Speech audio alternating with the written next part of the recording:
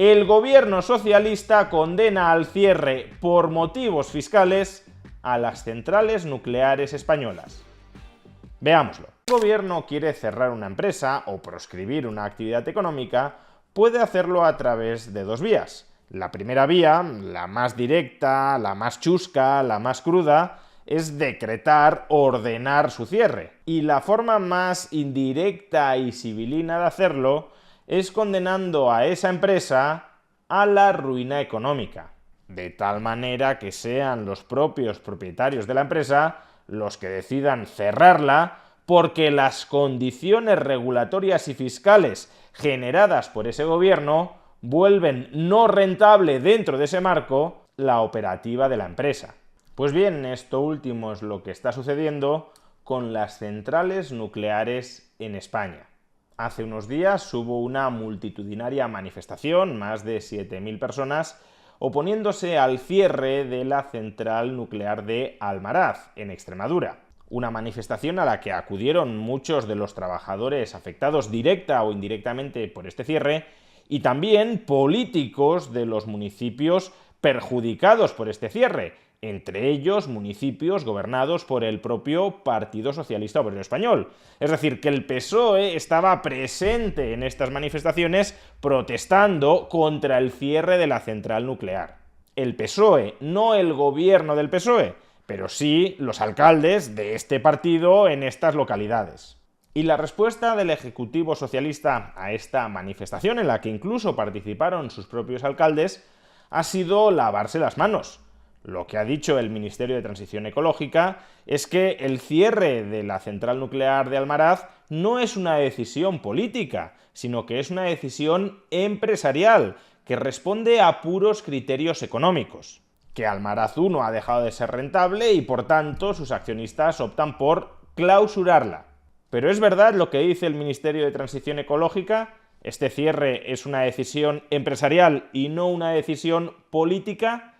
Pues en principio podría parecer que es una decisión política, porque en el año 2019, ya gobernando el PSOE, las empresas eléctricas propietarias de Almaraz 1 firmaron con Enresa, la empresa pública encargada de la gestión de residuos nucleares, firmaron con Enresa un protocolo en el que acordaban cerrar Almaraz 1 en el año 2027, que es la fecha en la que sigue estando previsto que se cierre. Por tanto, aquí parecería que el cierre de Almaraz 1 es una decisión consensuada con el gobierno socialista. ¿Pero qué dice el gobierno socialista? Que eso no es así, que si las empresas propietarias de Almaraz 1 quisieran retrasar la fecha de cierre de esta central nuclear, solo tendrían que pedirlo. Y como no lo están pidiendo, como no quieren retrasar la fecha de cierre más allá del año 2027, pudiendo hacerlo, pudiendo retrasarlo, entonces es que son ellas las que optan por cerrar Almaraz 1 porque no les sale financieramente a cuenta mantenerla abierta. Y esto es verdad. Las empresas propietarias de Almaraz 1 podrían decidir retrasar el cierre de Almaraz 1 más allá de 2027, pero no les sale a cuenta hacerlo.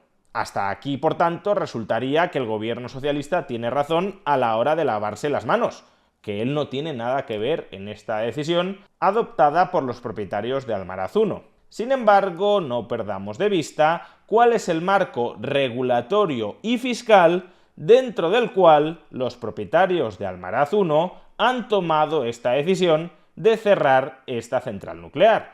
Atención al siguiente gráfico que refleja la carga tributaria que los distintos gobiernos de España, no solo los gobiernos del PSOE, sino también los gobiernos del PP, han ido imponiéndoles históricamente a las centrales nucleares españolas. Como vemos, en el año 2008, las centrales nucleares españolas pagaban, en concepto de impuestos y tasas sobre su actividad, alrededor de 250 millones de euros anuales. Pues bien, en este año 2025 se estima que terminarán pagando casi 1.600 millones de euros. Es decir, más de 6 veces los tributos que pagaban en el año 2008. Y cuidado, algunos de estos tributos puede tener pleno sentido que los paguen.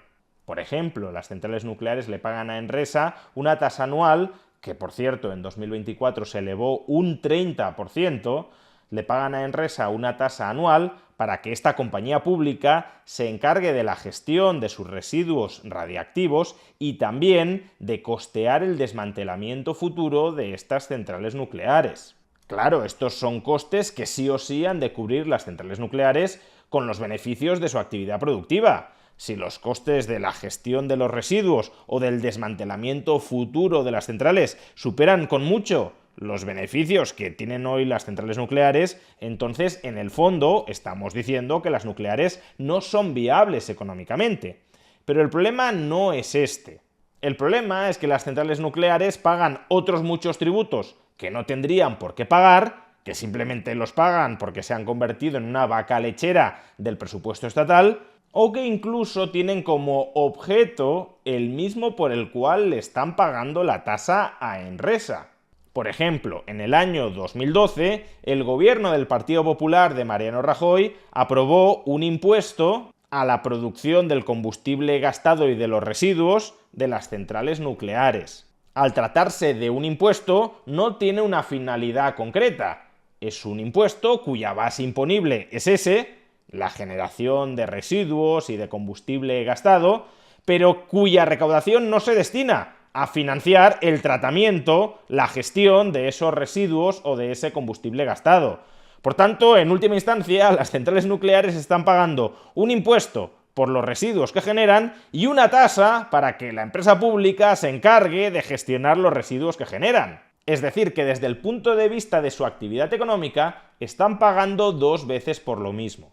Y claro, si tú empiezas a cargar a las nucleares con impuestos y tributos totalmente superfluos e innecesarios, puedes terminar, como se ha hecho, destruyendo su sostenibilidad financiera. Aproximadamente 28 euros por cada megavatio hora generado por las centrales nucleares son impuestos. Por tanto, sí, puede que los dueños de Almaraz 1 hayan decidido cerrar la central nuclear, pero porque el marco regulatorio y fiscal mantenido por este gobierno aboca económicamente al cierre de Almaraz 1. Y lo hace, diría yo, de manera consciente y deliberada.